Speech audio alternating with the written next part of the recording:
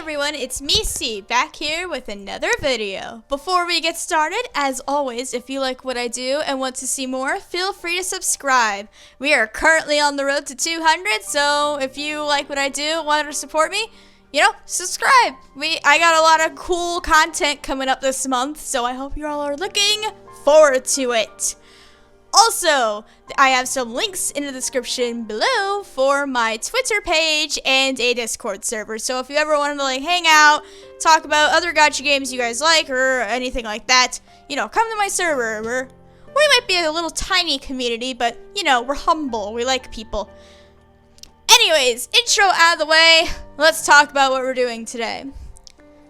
So as some of you may know, I know I'm probably going to attract some new people with this video because this isn't my usual content.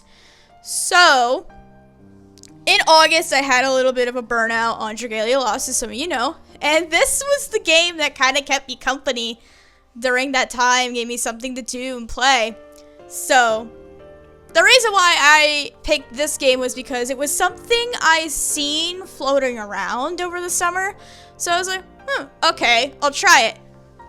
Because I watched some videos about it so I could get an idea, and they looked really interesting, so, I wanted to dive deep. So this is my month impressions. I've been playing this game for about a month at this point, so I'm going to be just talking about a few things that I enjoy, and some things I do not like about this game, and all this and that. So first, I do want to let's talk about something a little bit small. Let's talk about the character designs. So on my screen, I have a character named Sariel. I think that's how you pronounce it. So I do apologize if I did mispronounce it, but it's like Sariel. I don't remember. But she's one of my favorites. I love the fucking character designs in this game. They're great. They're great, great, great.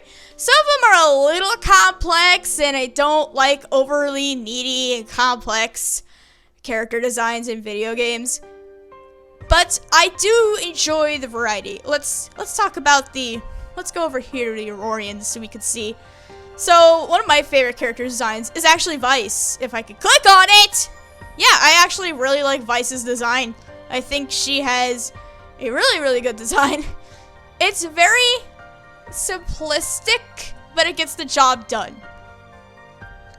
And as I mentioned before, I really like Sariel's design. Might be because it's black and blue, some of my favorite colors. So there's that. Where is she? Dana? I like Dana a lot too. She has a really, really cool design. Where is she? I don't own her, but we'll look at her banner. Beryl. I love Beryl's design. Really, really cool too. It's, Come on, load. I don't know why it's being this way with me today. Where's Vivian? Vivian's another one I like. Where's Maggie? And there's also Maggie right here. I love Maggie's one of my favorite designs. I also love her as a character. She's really neat. So I do think this is actually kind of cool that the art is in this 2D motion style. At first, I was kind of indifferent to it because I'm so used to seeing a blank, normal-ass JPEG or PNG, even though I've played X-Dive, so I've seen the motion 2D before. But it's sometimes that motion 2D can be a little bit distracting. But thankfully, this isn't too bad, and I think the motion 2D does bring a lot of personalities to these characters. So I am starting to really enjoy that. Also, I love getting news while I'm recording. Isn't that fucking great? Anyways, enough about me gushing over the characters. Let's actually talk about the gameplay. So let's go over here. I'll do a simpler stage. Let's do something over here. So I'll just do one stage for you guys. So even though this game does remind me a little bit of an Arknights, which is also another really, really popular strategy game, this game has its own separate identity. And I'm going to show that to you guys. So we're going to do this stage so I can show you this a bit. So let's get into it. So this is a boss stage. I picked this because, why not? It's not too hard, but it will take me just a tiny bit of time to do. So let's do that. Let's do this. Vice just absolutely destroying it. Let's have Mia do her attack. Then I can show off this gameplay. So basically, as you can see, you're on a grid. If you've played Fire Emblem, you might know, like, yes, a grid is something also in Fire Emblem. So if you play Fire Emblem, you might as well be right at home here with the grid system.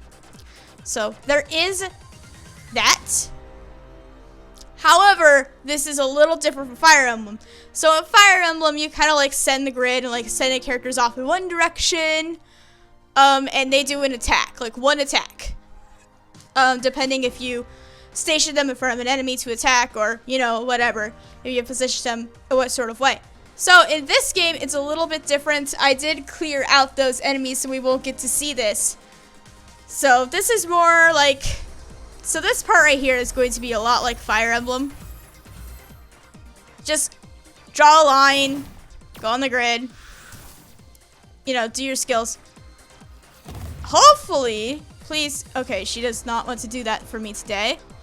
So, in this section of the game, when you're on the grid and there's other enemies on the screen, actually, I think we'll be able to do it.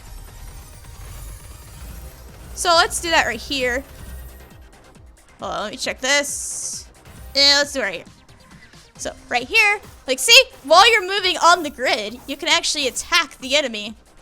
And, see, that was really fast, because my team is a bit overpowered for this. But I just wanted to show off something easy. Plus, you know, I had the elemental advantage here.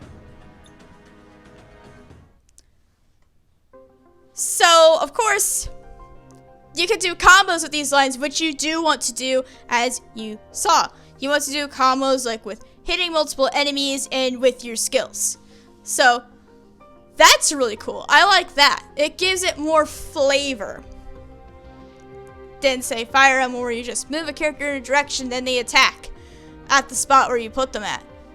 That gives them, this gives this game a bit more of a separate identity, which I really do enjoy. There's another thing I love about this game. I love how you can mix and match and kind of make your own strategies for completing levels. Like, there's some levels like in the Spire, like, I'll show off the Spire. So I did some of the Spire, not a lot. You can see I did the Fire one a lot. That's for something else. I'll probably do a video on that eventually, so you'll get to see it.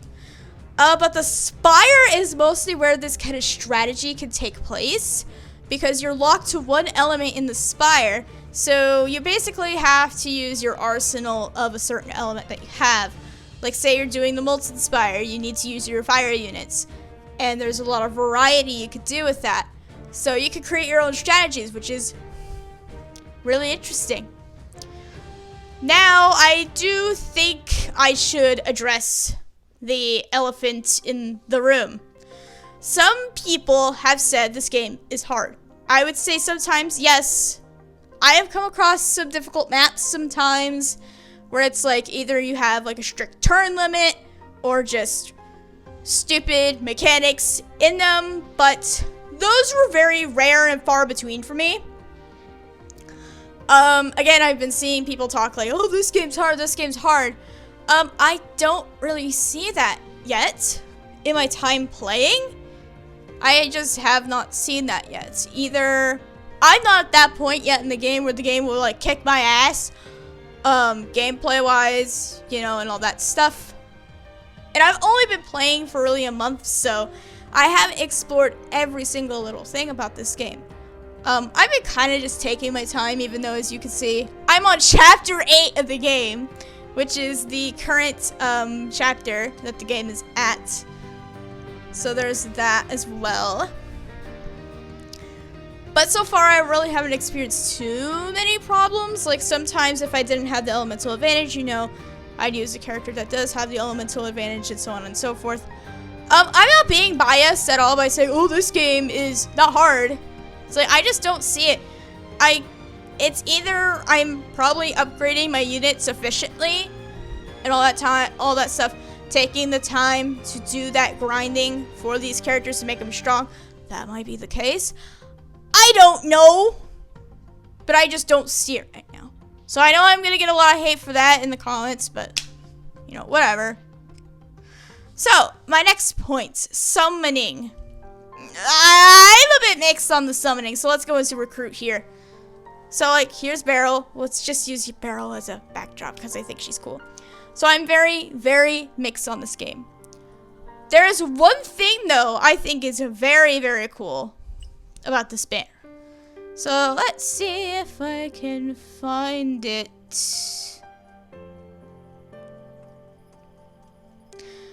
If I can't find it, then I'll just say it. Like, I like how on new banners, like this one, if you do one multi on a new banner, regardless, like if you want the character or not, you are guaranteed at least a 5-star, which I think is really, really cool. So this is really nice for potentially grabbing new characters to add to your roster. So it does help you a lot building your team, albeit a little slowly, but if you're kind of in that saving position, this does help you with saving. But, however, let's look at this. So you can see over here, there's 2 currencies. Right here, this is the Loom Amber. This is like your standard currency. And these are, I think, special star flares. And let me scroll over here. Yeah, and these are normal star flares. So we have a total of 3 fucking summoning currencies. I know other games kind of have it too, like Dragalia Lost at the tickets and stuff, but that's free multis where you don't have to spend any of your currency. These are actual things for currency. I kind of wish in this game the summoning was a bit more like Princess Connect and Dragalia, where we have 1 standard currency for summoning. 1, period. So in this case, it would be like our Loom Amber. And then a currency meant for like your singles. So that could be like the star flares. And you know, you could do like what Dragalia Lost does with the single tickets and do a multi with those, which is totally fine. I kind of wish it was like that, but unfortunately, that's not really the case at all, which I don't necessarily enjoy very well. I do not enjoy that at all. So it's kind of bad splitting up your currencies between 3 things. I don't like it very much. I just think having these 3 summoning currencies is a bit excessive, personally. A bit excessive. Okay, so you might be wondering, how do you get star flares or special star flares? Well, that's where the Loom Amber comes in. You spend 3K to get Loom Amber. Not Loom Amber, star flares or special star flares, depending on the banner. So this is for performing a multi, I mean. I just think this system's a little stupid, but I am used to the 3K cost of doing a multi. I've played Pokemon Masters. I am used to it. It's not something that bugs me if the currency distribution was warranted. Let me talk about that too. I feel like the currency distribution could be a little bit more generous. Just be a little bit more generous. This game is already nice as it is, like giving us free rewards all the time and stuff. And like if you check their Twitter, you can do like their Jane's notes, which if you put in the right thing on their code redeem, you could get extra rewards too, which is really nice. I just kind of wish in the game the Loom Amber was more abundant, I'd say, for people who do want to save. So that can be a problem down the road, especially now that I'm getting closer to the later parts of the game where there's not much to go around. So it's more and more important later on to start saving. But if the distribution of the loom amber was risen up a bit, I'd be perfectly fine with the multi-cost. I do not have an issue with Pokemon Masters and their multi-cost because like the distributions of the gems in that game is a little bit more warranted because they give us sometimes like 100 sometimes in a bundle, which is nice. I wish they kind of did that here.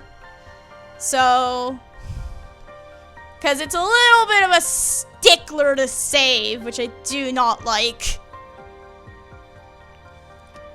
It's like, maybe I'm just being ungrateful or anything, and I'm not very good at saving. Then again, I just started playing the game a month ago, so it's kind of like you kind of want to do your roster and stuff and all that. You kind of want to work on your roster, so that's why. So that's why you kind of need to spend in this game.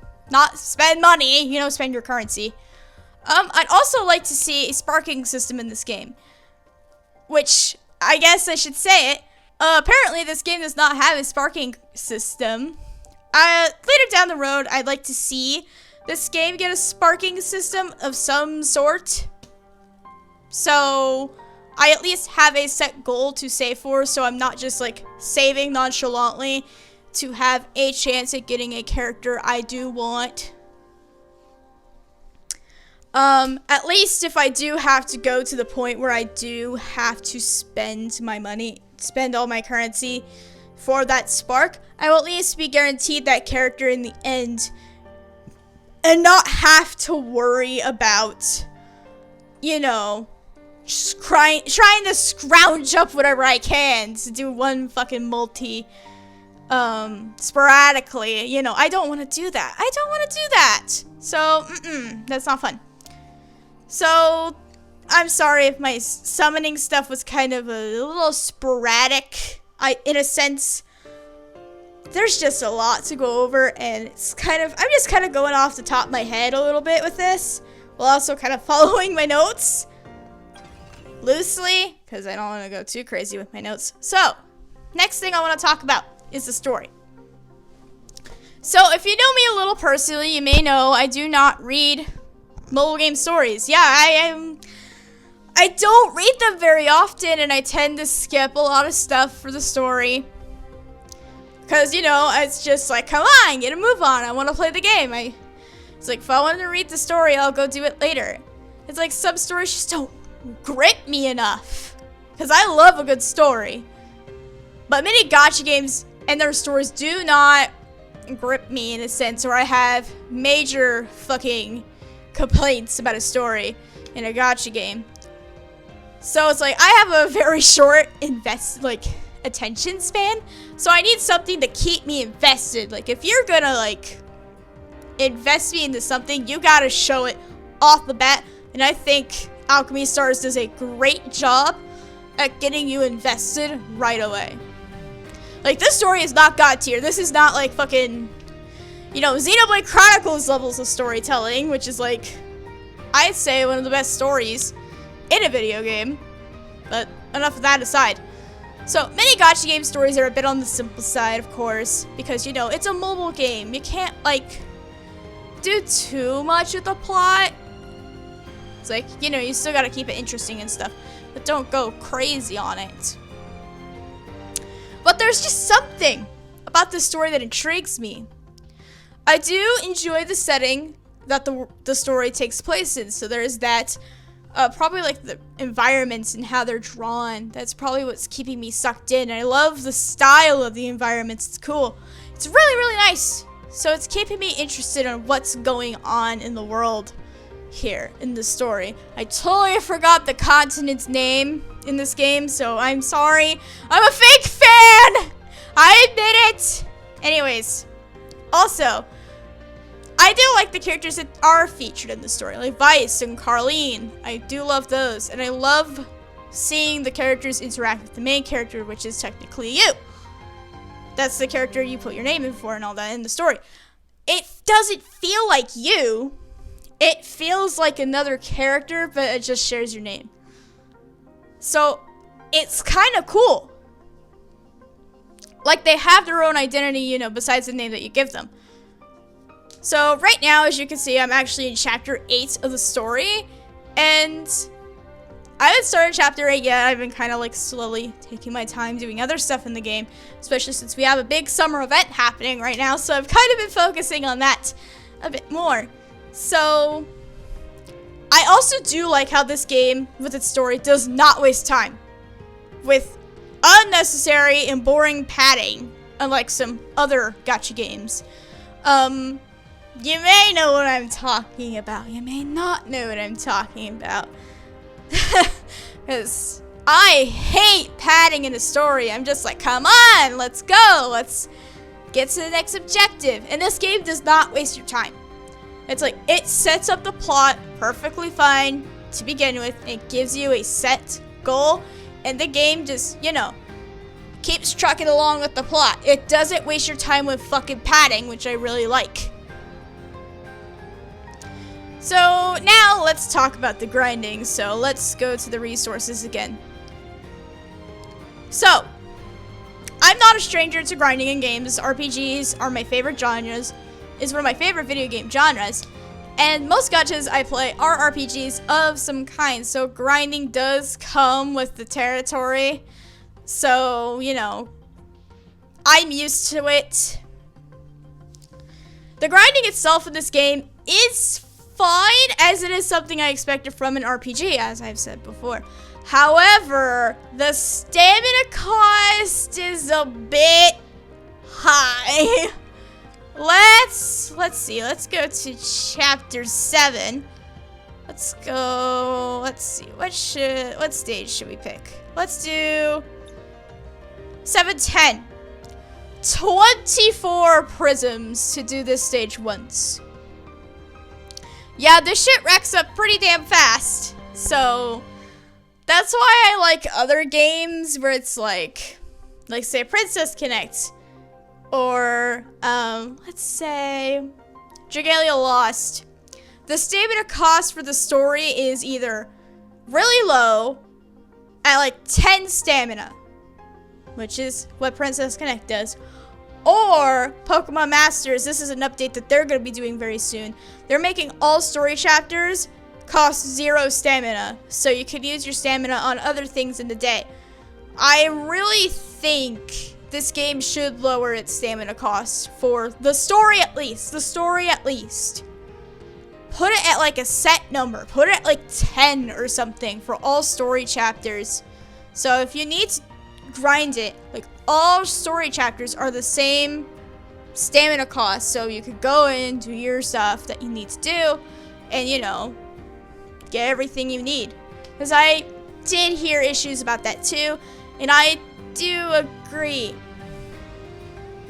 Especially as you get later on in the game, like the stamina cost becomes more of a glaring feature that's right in your face. So, say if you're working on like your Colossus or ascending your characters, you will have to do multiple sessions of a stage to get the materials you need. And I like stocking up on materials so I can upgrade a character if I need to. Like, say I get a new character and I want to upgrade them right away and use them on a team. Unfortunately, in some cases with Alchemy Stars, I have to go grind. I'm not saying like, oh, I'm lazy and I don't want to go do grinding. But I'm just like, yeah, I know sometimes you gotta go grind and all that. That's fine. It's just, make it a little bit more cumbersome. Like, make us get more, I guess. That's all I'm trying to say. Make it more worth it. So I just do wish the resource quests and the story quests kind of got their stamina lowered.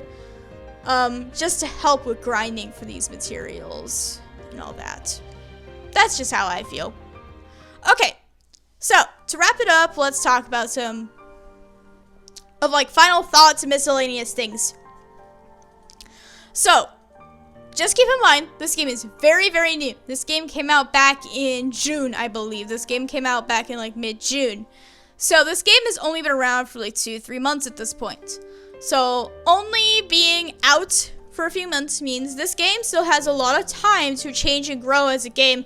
So it's only a matter of time before these criticisms that, you know, people have about the game could be regarded as past hiccups. I really do appreciate the team working on Alchemy Stars being open to player feedback, and they've given us forums being like, hey, tell us about this. Did you like this? What did you not like about this? Like, their forums are very detailed. They want to know the specific details, like what did you not like and all this and that about the game and all that, and what to improve, which I think is really good. You know, it's a lot better than the fucking dumpster fire of X-Dive Global, which I did talk about, but we're not here to talk about that. We're not here to talk about that. No. So that's nice. This really does show that the team does care and wants the game to succeed. So I really do appreciate that they really want to hear what we have to say as a community about the game. And from what I've heard, I'm not entirely invested in the Alchemy Stars community, but I heard that the Alchemy Stars community is actually pretty nice, pretty chill. Oh, that's so, you know, that's really nice too, because I have seen some really bad gacha communities in my time. My God. But if you did want to hear my opinions on gacha communities, you're gonna have to wait another day for that one. So, there's that, of course. So, I think that's pretty much all I have to say about this game. This is more of like a rambling video. So, oh yeah, I did have an update to give you guys if you did watch the entire video. So, normally I do not do videos on the weekend. That's normal for me. I don't really do stuff on the weekends. So, a part of this is like, why did you give me this update in the first place? But I just kind of want to let you all know because this kind of overlaps into the week. So, because it is Labor Day weekend, I'm not doing videos for that 3-day window of Labor Day because I will be out of town. But don't worry, I have a video I want to do for that. So maybe you get to see my trip. Maybe you'll see. Just want to let you know, so do not expect videos on Monday or over the weekend. I know my over the weekend releases are very rare, but thought I'd let you all know. So do not worry, next week I got a lot of stuff planned for you guys. I got a lot of stuff planned. So I hope you all are looking forward to that. So, with all that being said, and, you know, me remembering the update I wanted to give you all, thank you all so much for watching, and I will see you all next time.